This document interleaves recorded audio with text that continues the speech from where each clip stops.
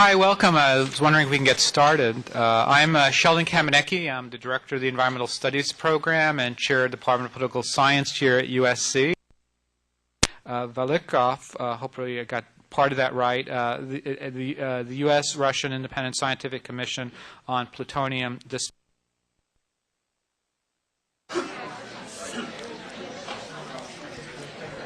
Hi, welcome. I was wondering if we can get started. I'm Sheldon Kamenecki. I'm the Director of the Environmental Studies Program and Chair of the Department of Political Science here at USC. And I have the honor today of introducing our guest speaker, Dr. John Holdren. After he presents his talk, there'll be time for Q&A. And as you can see in the aisles, both aisles, we have microphones, and we would like you to line up at the microphone and ask him loudly your question so that we can record it. We are recording this, both video and audio, so do speak loudly. Dr. John Holdren is this year's Tyler Prize Laureate. He is the recipient of the Tyler Prize for Environmental Achievement. Dr. Holdren is the Teresa and John Hines Professor of Environmental Policy and Director of the Program on Science, Technology, and Public Policy in the John F. Kennedy School of Government. He's also Professor of Environmental Science and Public Policy in the Department of Earth and Planetary Sciences at Harvard University. He is also a Distinguished Visiting Scientist at the Woods Hole Research Center and Professor Emeritus of Energy and Resources at the University of California, Berkeley, where he was the co-founder in 1973 of the campus-wide interdisciplinary graduate degree program. Dr. Holdren is chair of the Committee on International Security and Arms Control of the National Academy of Sciences, a member of the board of directors of the John D. and Catherine T. MacArthur Foundation, and member of President Clinton's Committee of Advisors on Science and Technology, which is also called PCAST.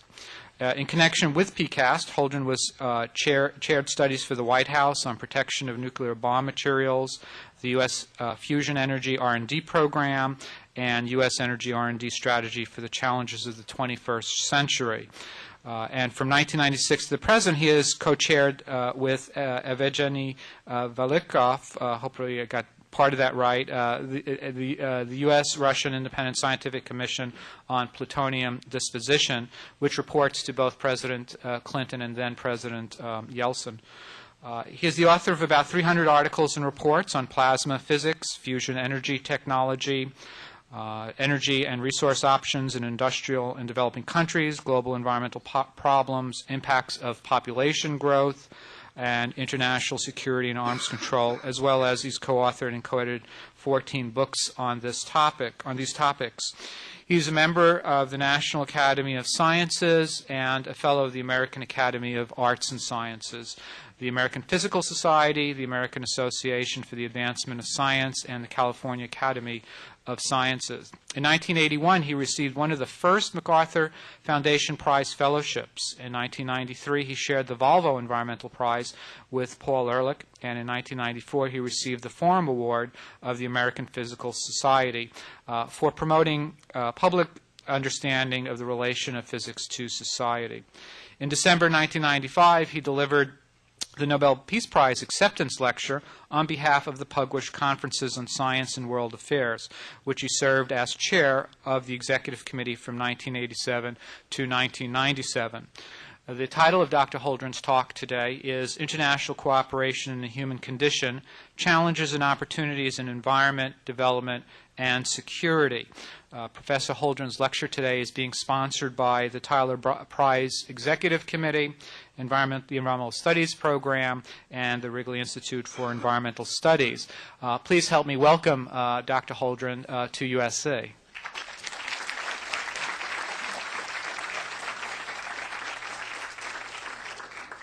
Well, thank you very much, Sheldon, and thank you all for coming, even those of you who had to because your professor required it.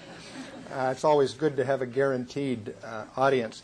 I want to start with a few historical observations on how the issues we're talking about today looked 50 years ago. And in the course of that, say a few words about how I came to become interested in these issues and work on them in the ways that led me to this podium today. I grew up in Northern California in the 1950s. At the beginning of that decade, in 1950, the population of the United States was 150 million people compared to about 280 million today. The population of the world was 2.5 billion people in 1950 compared to more than 6 billion today. The U.S. gross national product in 1950 was 1/5 of today's, if you correct it for inflation. U.S. energy use was a third of what it is today. World energy use, the energy use of the whole planet in 1950, was about 4.5 times smaller than it is today. There was an immense gap in material well-being between the rich countries and the poor countries in 1950. It was getting wider during the 50s, but very few people in the rich countries seemed to worry very much about that. Emissions of carbon dioxide to the atmosphere in 1950 were about 1.5 billion tons of contained carbon per year, about a quarter of what they are today. And nobody at all, with perhaps the exception of an extremely small number of scientists, was worried about that. In 1950, only 2 countries possessed nuclear weapons, the United States and the Soviet Union, and the total stockpile that they possessed between them amounted to a few dozen nuclear bombs. Nobody, almost nobody, imagined that that total would reach 70,000 nuclear bombs in the course of the Cold War, or imagined what a number like that might mean. But there was at least one person in the 1950s who thought about all of this and who worried about all of it. And that individual was Harrison Brown, who was a geochemist, professor of geochemistry and later of science and government at Caltech across town here. In his 20s, Harrison Brown had been the head of chemistry at the Oak Ridge National Laboratory in the Manhattan Project, the U.S. atomic bomb project in World War II. In 1945, even as the war was ending, he wrote a book called Must Destruction Be Our Destiny, in which he predicted correctly essentially the whole course of the Cold War nuclear arms race. He predicted, at a time when many people were saying it would take Russia 20 years to make nuclear bombs, that they would have the atomic bomb in 4. He was exactly right. He predicted that the United States and the Soviet Union would enter into a nuclear arms race in which they would place thousands of nuclear warheads on rockets of intercontinental range. He was absolutely right about that. He predicted the emergence of interest in defenses against these rockets, and predicted also that no one would develop a foolproof defense against nuclear-armed rockets, that the offense would always have an advantage, and that this, combined with the immense destructive power of nuclear weapons, meant that political relations would have to be changed forever, or we were doomed, that countries would come to realize that their security could only be ensured cooperatively, that it was no longer possible to ensure a country's security unilaterally. In the 1950s, when Harrison Brown was in his 30s, he wrote another book. It was called The Challenge of Man's Future. And in that book, he wrote very clearly and very analytically about a number of things. He thought about the implications of then current trends in population growth, in food production, in the use of energy and other resources, in international relations, in arms races. And he thought about how all of these things would interact in all their scientific, technological, environmental, economic, and political complexity. And he became very worried about what he thought, and he conveyed that in his book, published in 1954. And one can see in this excerpt from it the sense that Harrison Brown had about how these things fit together, the interactions between population growth, resource use, development, the potential for conflict. I read that book by Harrison Brown in 1958 when I was a sophomore in high school in San Mateo, California, and it changed my view of what I ought to do with my life. It persuaded me that the most interesting and intractable problems that anyone could work on were these problems of the human predicament at the intersection of the scientific, the technological, the economic, the political, the environmental, that would have so much influence ultimately on the human condition itself. Years later, I had the opportunity to meet Harrison Brown, and he invited me to come to Caltech and work with him, which I eventually did. But it was really reading that book in high school that set me on this path of thinking about these problems. I want to talk today particularly about the state of play with respect to four big afflictions of the human condition, if you will. And I'll do that by making a few more general remarks about the character of this picture and what one can say about it in terms of what it tells us about the need for and potential for international cooperation to address these issues. And then I'll spend the rest of the time on two case studies in which I'll illustrate a number of these points by looking more closely, first at the energy, economy, climate development, security predicament, and second at what I would characterize as the mismanagement of the nuclear weapons danger in the post-Cold War world. And then we'll throw it open to questions. But the big four that I want to talk about here are the persistence of poverty, the disruption of the environmental underpinnings of human well-being, the perpetuation and proliferation of weapons of mass destruction, and the excessive growth of population. And I should say, since someone always asks, what do you mean by excessive? By excessive growth of population, I mean population growth to a degree that substantially interferes with the capacity of society to successfully address any of the other problems above, or population growth, said another way, that closes society's options more rapidly than it expands them. Let me say a few words about magnitudes, and for those of you too far in the back to read this relatively fine print, I apologize, but I'll say the key points. Just a few quantitative points about each of these big four afflictions.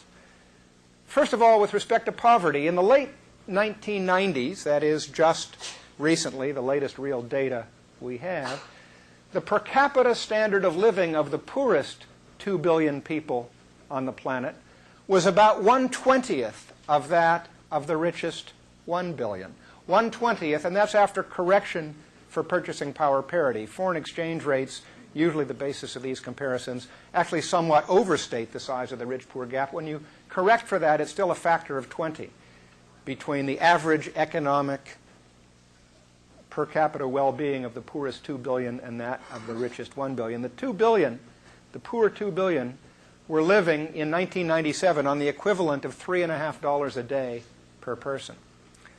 The rate of species extinctions today is between 100 times and 10,000 times, that is, 1,000 times plus or minus a factor of 10, the rate it was prior to major human influence. If current trends in species extinctions continue, it's estimated that a third of all the species in tropical forests, which is the biggest reservoir of biodiversity on the planet, will be gone in the next few decades. A little bit like burning down an irreplaceable library before you've even cataloged the books, never mind read them. 15 of the 16 warmest years in the instrumental record, the thermometer record that goes back 140 years worldwide, have occurred since 1980.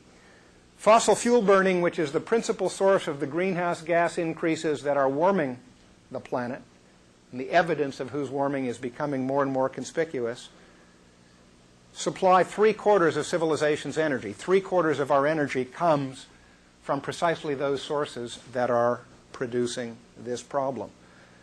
Notwithstanding the end of the Cold War, the global stockpile of nuclear weapons today still stands at more than 30,000, and 4,000 of those remain on hair trigger alert, vulnerable to being launched by electronic or mechanical malfunction or inadvertence, even though any political rationale for such hair trigger alert would appear long ago to have evaporated.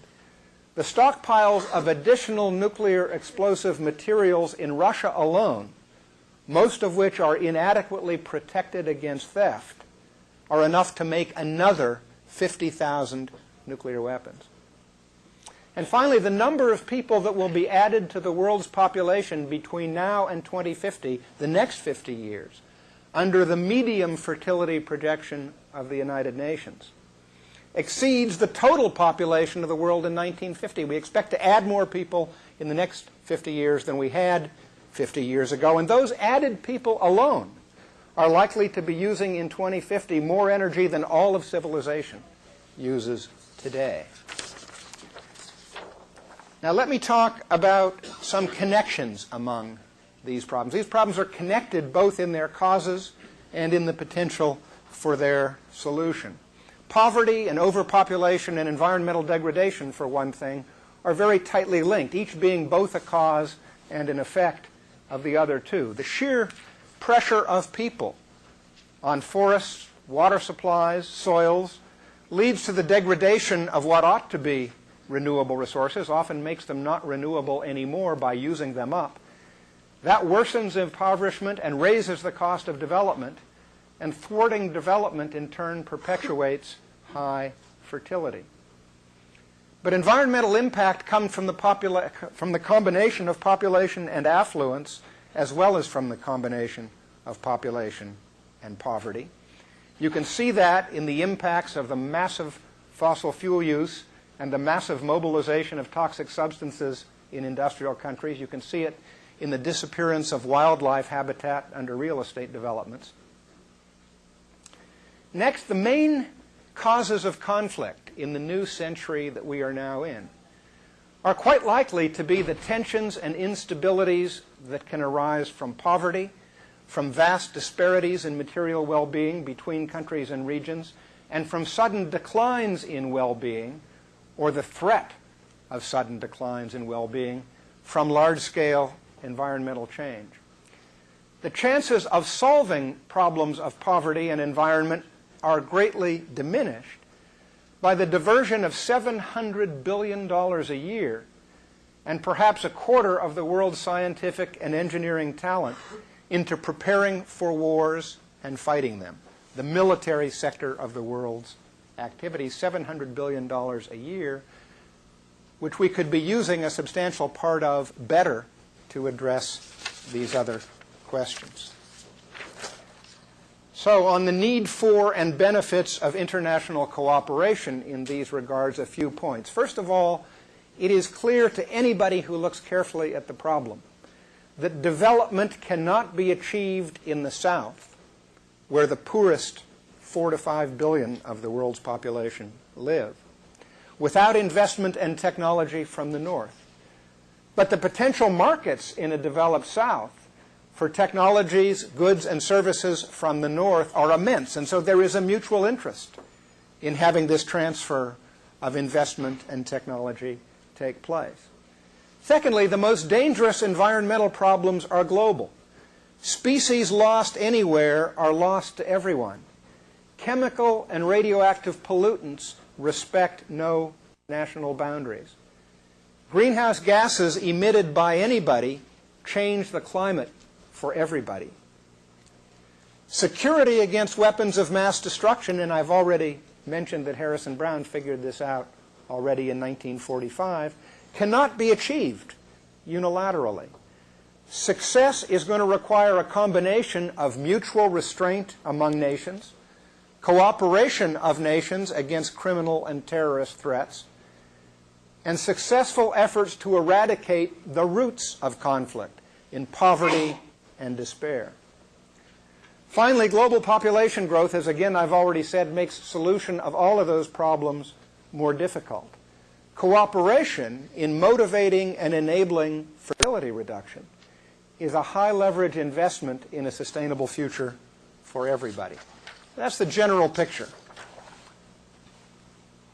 2 case studies, as I mentioned. The Energy Environment Development Challenge and how international cooperation can help address it. And then a few words about mismanaging the nuclear danger and what should be done now to begin to remedy that situation. Start with the energy, environment, development situation. First of all, the connections among energy, environment, and development are direct and they're profound. Let me start right out by saying how I think we should think about development altogether, even before talking about the role of energy in it. I think development needs to be thought about not just in terms of economic growth, but rather as the process of improving the human condition in all of its aspects, not just economic, but also environmental, political, social, cultural. And that sustainable development means, or ought to mean, doing this by means and to endpoints that are consistent with maintaining the improved conditions indefinitely. This is a definition of sustainable development, at least, that makes sense to me.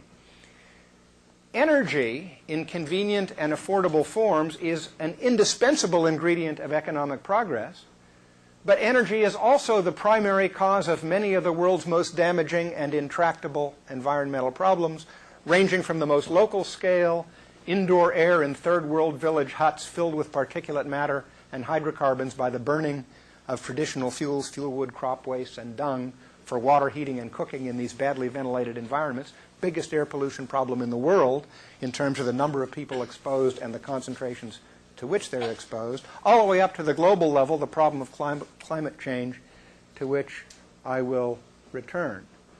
And what that means is that providing energy in the forms and quantities that are needed to meet economic aspirations, while at the same time avoiding intolerable degrees of environmental disruption, is really the core of the sustainable development challenge. We cannot get sustainable development right unless we get energy right.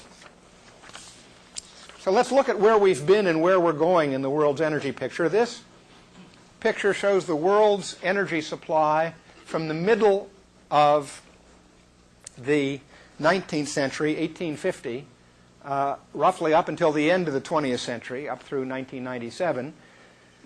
You don't need to worry too much about what these units are. It's the relative figures that are most important. The green at the bottom is biomass energy sources, fuel wood, charcoal, crop waste, and dung, almost 90% of the world's energy supply in 1850, about 12 or 13% today.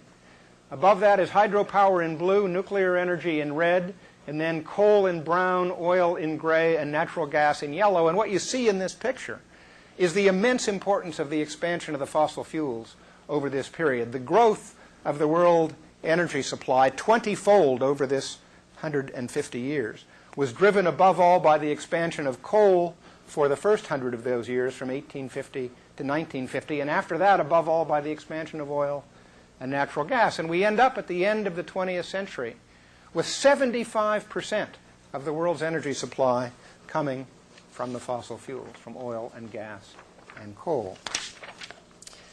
If you ask where we're headed under business as usual, what happens if we don't take major corrective action, where will we end up?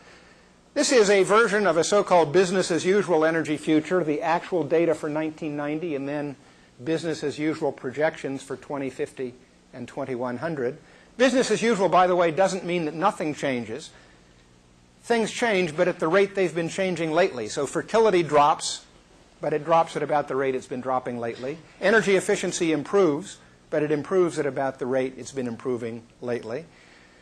The fossil fuel intensity of energy supply declines, but slowly, as it has been lately, and so on. And where do you end up? You end up in 2050 with over 10 billion people in the world and 12 billion in 2100.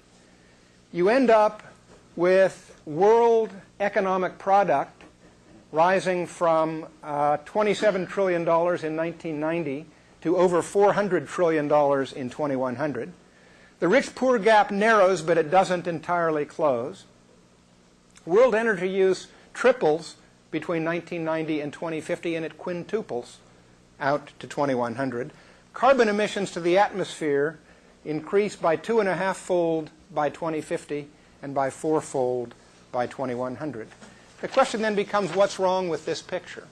Why should we worry about the business-as-usual energy future? And my answer is that the essence of the energy problem over this time scale, contrary to many people's expectations, is not that we're going to run out of energy. There's actually plenty of energy out there to do that. We would not be prevented from the business as usual energy future by running out in any global sense. Out of energy resources, that is. But we are running out of a number of things that we ought to care about quite a lot. We're running out of cheap oil. The consequences of that are evident again in our daily lives. We're running out of environment in the sense of the capacity of the environment to absorb without unacceptable consequences the impacts of mobilizing and using these quantities of energy in the way we're now doing it. We're running out of tolerance for the inequity in this picture, where the vast bulk of the energy and the vast bulk of the economic activity is going on behalf of the billion richest people, and the rest are being left with the leftovers, as well as a huge vulnerability to the environmental impacts globally which this energy use is generating. We're running out of money for better options in two senses. In the poor countries, it is the very nature of being a poor country that there is not enough money to invest in advanced energy technologies to make available the energy they need in low-impact ways. In the rich countries, we're not really running out of money at all, but we're running out of willingness to spend. If you look at the rate at which the industrialized countries have been investing money in research and development of alternative energy technologies, it's really quite pathetic. We're running out of time to make a smooth transition to a different sort of energy supply system. The most underrated part of this problem is how much time it takes to change the energy system. Our capital investment in the world's energy system today is about $10 trillion. That's how much money it would cost to build the world's present energy system if you had to do it again tomorrow. The average lifetime of energy facilities is 30, 40, 50 years. Refineries, power plants, transmission lines, pipelines, they work for 30, 40, 50 years. That means changing the character of this system is both expensive and it takes a long time. If we want the energy system to look different in 2050 than it looked in 1990, we better start working on it right now. And finally, I would argue that we are running out of leadership to do what is required, or even to say out loud what is required. You may have noticed that these issues have been conspicuously absent from the presidential campaign in which we are now immersed. But the problem I now want to talk about in a little more detail is what I regard as the most dangerous and intractable environmental problem of all in the long term, which is the climate change problem. I say it's the most dangerous because climate profoundly influences all the other environmental conditions and processes that people are absolutely dependent on for their well-being, for the provision of fresh water, for the cycling of nutrients, for the detoxification of toxic substances, and for 1,000 other reasons. And because climate affects all those others, fiddling with it puts at risk the whole range of environmental goods and services which people hold dear. It's the most intractable environmental problem because it's so deeply rooted in characteristics of the world energy supply system. It's 75% dependence on fossil fuels, the burning of which produces these heat-trapping gases. And that system can only be changed, as I've just said, slowly and with great difficulty. Let me elaborate on a few of these points. First of all, why does climate matter? The first thing to understand about climate is it's a lot more than average temperature. We use the average temperature of the Earth's surface as sort of a proxy for the state of the climate. But it's not the most important part. If you say, gee, the world's going to get 2 degrees warmer over the next 50 years, most people wouldn't worry too much about that. What's 2 degrees among friends? But what you need to remember is that climate consists not only of the averages, but also the extremes of hot and cold, wet and dry, snowpack and snowmelt, winds and storm tracks, ocean currents and upwellings, and not just how big these things are and where they are, but also when they happen, the timing of events in nature. And crops depend on that, and forests depend on it, and insects depend on it, and so on. Climate governs the productivity of farms and forests and fisheries. It governs the geography of disease, what kinds of bugs and disease organisms live and flourish in what kinds of places where people also live. It governs the livability of our cities in summer, the damages to be expected from storms and floods, property losses from sea level rise, Expenditures on engineered environments, how much do we have to spend air conditioning more and more of the world to keep up with a warming climate, or building dikes to keep rising sea level at bay, and even the distribution and abundance of species. What's the evidence that it's changing? First of all, it is clear that the average temperature of the Earth is rising. An Academy of Sciences report recently confirmed once again it is unquestionably true that the surface of the Earth is warming. It's up about 1.3 degrees Fahrenheit in the last 100 years of instrumental records, that is, thermometers. Already mentioned, 15 of the 16 hottest years since 1860 have all occurred since 1980. The 7 hottest have all occurred since 1990. 1998 was the hottest single year in the 140-year instrumental record, probably the hottest in 1,000 years, based on studies of ice cores and tree rings and other so-called paleoclimatological records. The last 50 years appear to have been the warmest half-century in 6,000 years, based on data from ice cores. And at the same time, observations in recent decades show that overall, not every place on the planet, but on the average, evaporation and rainfall are increasing, as one would expect in a warmer world. Permafrost is melting. Corals are bleaching. Glaciers are retreating. Sea ice is shrinking, and sea level is rising. All of those things are happening. Here's the global average surface temperature trace from the 1860s roughly up to the present.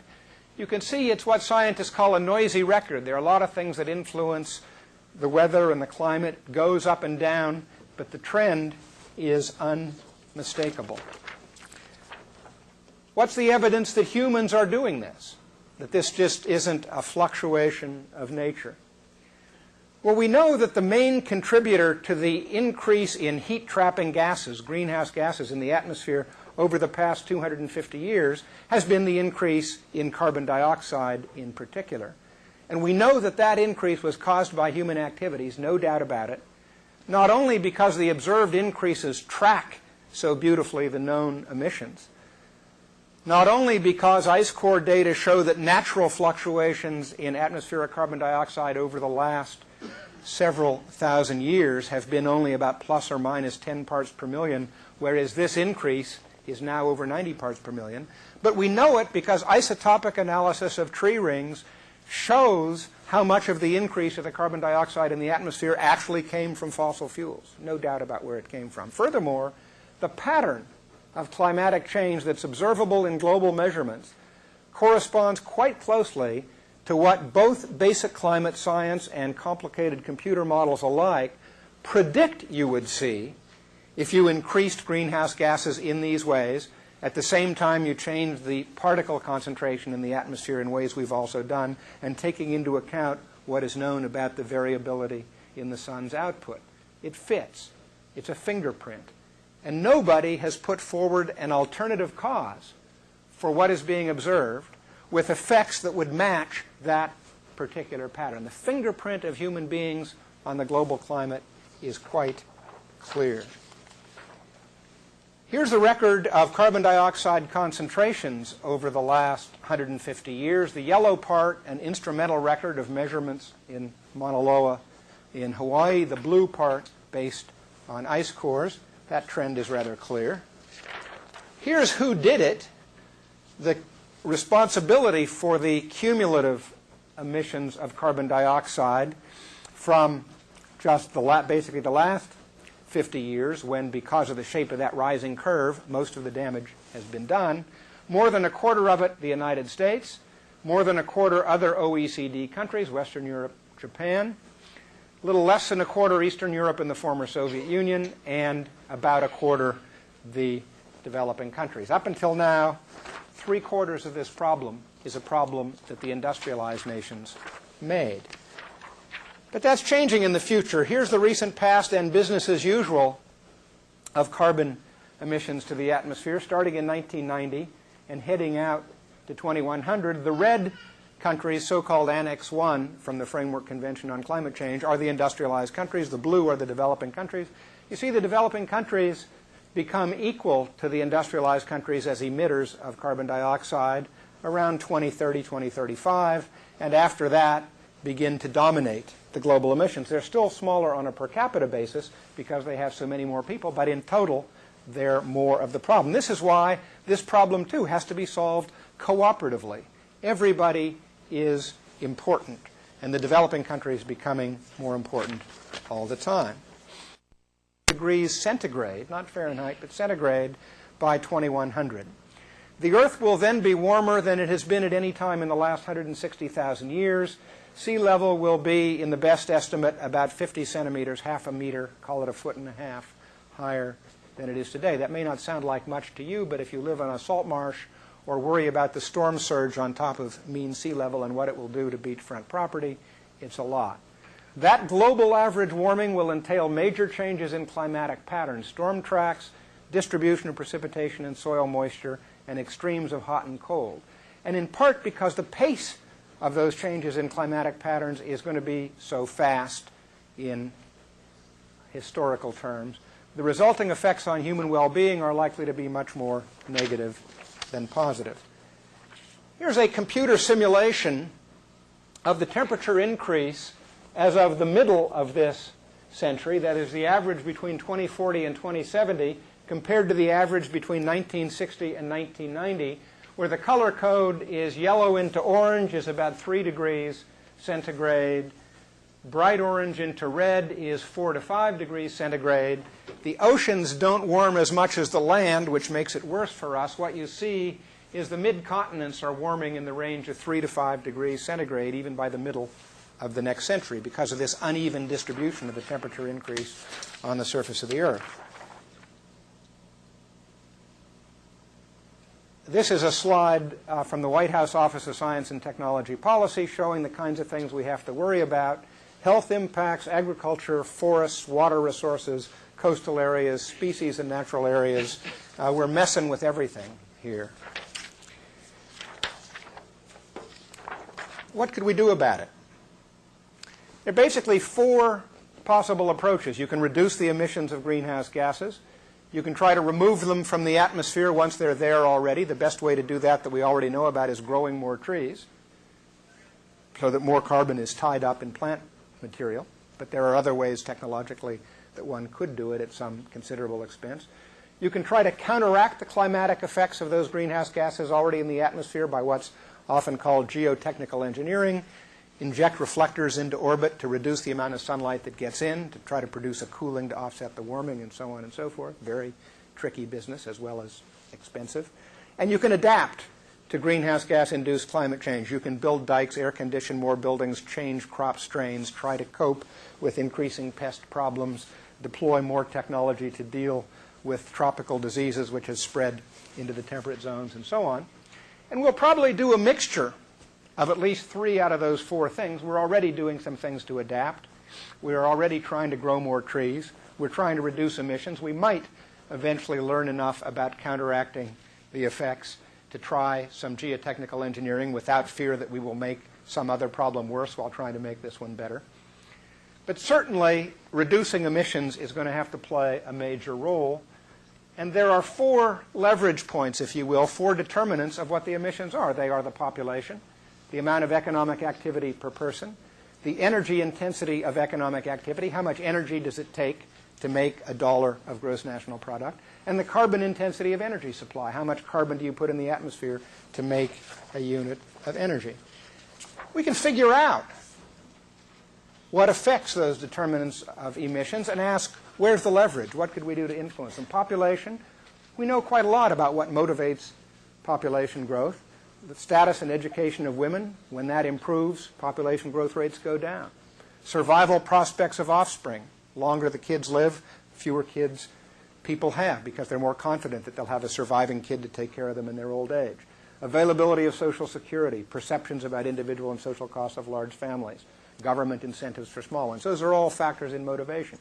Technology, access to contraception and abortion. GDP per person, it's a matter of allocation of time between economic and non-economic activities, matter of productivity influenced by a lot of things.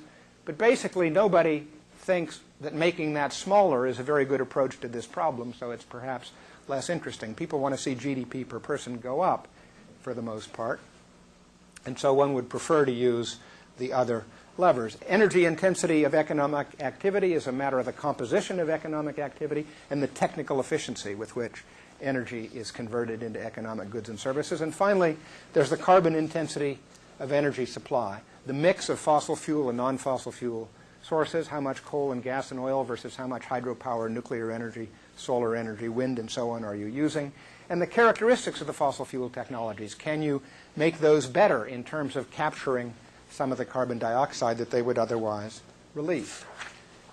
Lots of technical possibilities available for fiddling with the carbon emissions per unit of economic activity. Technical possibilities in terms of increasing efficiency in buildings and vehicles and industrial processes, switching from coal and oil to natural gas, which emits less carbon per unit of energy, capturing and sequestering carbon when fossil fuels are transformed or used, and increased deployment of renewable and nuclear energy options. Those are all technical possibilities. Then there's the question of the policy measures. What do? You can have increased incentives and diminished barriers for making low carbon emitting choices from the existing array of energy technologies. And you can do research and development and demonstration to improve the characteristics of the existing array, develop better energy technologies in this respect that can be deployed later. So how to think about cooperation in this area? It seems to me we need to think about international cooperation to address this challenge in three ways. One, international cooperation in research and development. Research in the science of climate change and its impacts, how does it work? Research and development on climate-friendly energy options, on the sequestration of carbon and places to put it, the so-called sinks issue, on geotechnical countermeasures, and on adaptation and the mitigation of consequences of climate change. That's one cluster. Second cluster, international cooperation to promote the diffusion of the best available technologies through capacity building and energy sector reform around the world and through facilitating financing for demonstration and deployment of better energy options. And finally, ultimately, we're going to need a framework of emissions restraints worldwide that are designed to achieve three things: equity, achievability, and sufficiency. We've got to reduce the emissions enough to make a difference for climate. We've got to do it in a way that is equitable, and of course it has to be achievable. If we did all of those things, we could have a much different energy future. Here's Holdren's best plausible energy future compared with the business as usual energy future. Just to get to the bottom line, in my best plausible energy future, there's only twice as much energy use in 2100 rather than 5 times as much as in 1990. But people are basically just as rich, still 400 trillion in GDP, because you used efficiency to get there. And fossil carbon emissions are less than half what they were in 1990 in 2100, rather than being 4 times as big. It's an 8-fold improvement in the carbon level in 2100. I believe that this is feasible if we have the will to get there. And I believe also that that's where we should go. Okay, that's the longest case study. Now the quicker case study, the mismanagement of nuclear weapons dangers. First, a catalog of why nuclear weapons are dangerous in case you need it. Most people have a certain instinctive appreciation for why nuclear weapons are dangerous, but there are, in fact, a number of dimensions to that danger. Most obvious dimension is that the nuclear weapons that are already out there, the existing ones, might actually be used. That could either be a deliberate and authorized use in a conflict or crisis, or it could be accidental or erroneous or unauthorized. Those nuclear weapons might come from the arsenals of the so-called global nuclear powers, the United States, Russia, China, France, the UK, or those of regional powers, South Asia, India and Pakistan, Middle East, Korean Peninsula. Second set of problems is nuclear arms competitions, arms races, that could be among the existing nuclear weapon states, leading to the development of new kinds of weapons, both offensive and defensive. This is sometimes called vertical proliferation as opposed to horizontal proliferation. And the problem with that is that these arms competitions and the emergence of new kinds of nuclear weapons and deployments can end up increasing the dangers of use and thwarting attempts to reduce the dangers through arms control. And then there's horizontal proliferation, which means nuclear weapons spread to additional nations or to subnational groups. And of course that adds to both the above dangers. It adds to the dangers of use because there are more nuclear weapons out there in more hands. and it adds to the sources of competition to generate arms races. The current situation in the world is actually intensifying these dangers in a number of ways. The crisis in U.S.-Russian relations and the associated arms control stalemate risks reversing the arms reductions that have happened up until now and corroding the global non-proliferation regime. The United States is careening at the moment toward abrogation of the anti-ballistic missile treaty, which could ignite new arms races, and not just with Russia, but also China. Second point, increasing Russian reliance on her nuclear weapons in reaction to deterioration of the Russian conventional forces and perceptions of threats from NATO and China is increasing the danger of nuclear weapons use from Russia. Third, the Russian economic crisis has reduced that country's capacity to maintain the nuclear forces that they have and to reliably avoid accidental or erroneous or unauthorized use.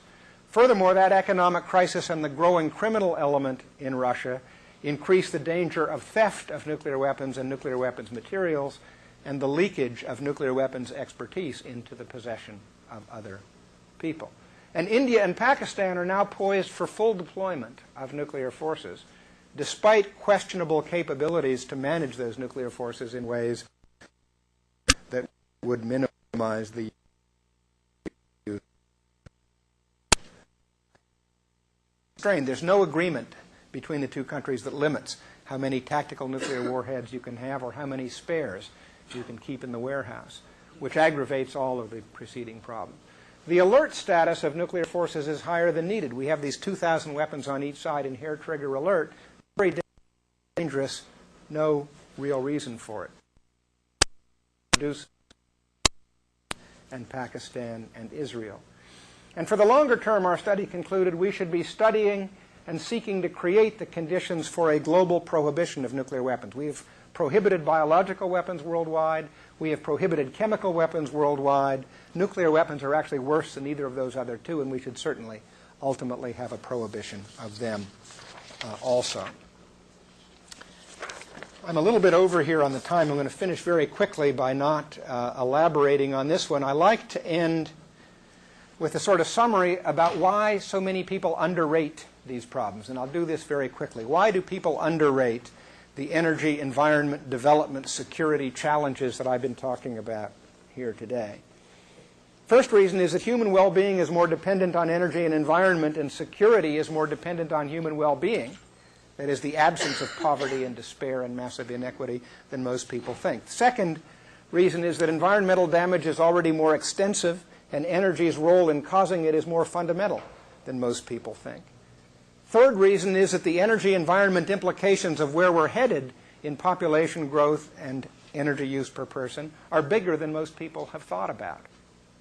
These curves rise more steeply than most people think.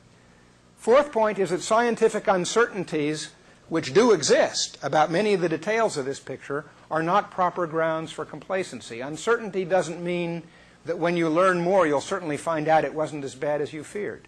Uncertainty cuts in both directions. It could be worse than we think and not just better. Next, the time lags in recognizing the symptoms, diagnosing the cause, prescribing a remedy, and implementing that remedy are longer than most people think. This system is hard to steer, and there are big time lags that impair your capacity to steer it. It's like driving toward a cliff in a car that has bad steering and defective brakes. And finally, the fate of industrialized and less developed countries is more interconnected, and the vulnerability of all of us to weapons of mass destruction is greater than most people think. There are many folks who somehow think the United States is so rich and so powerful that whatever else happens in the rest of the world, we can insulate ourselves from it. This is deeply wrong. All of us on this planet live under one atmosphere. We live on the shores of one global ocean. Our countries are linked by flows of money and people and weapons and drugs and ideas and images.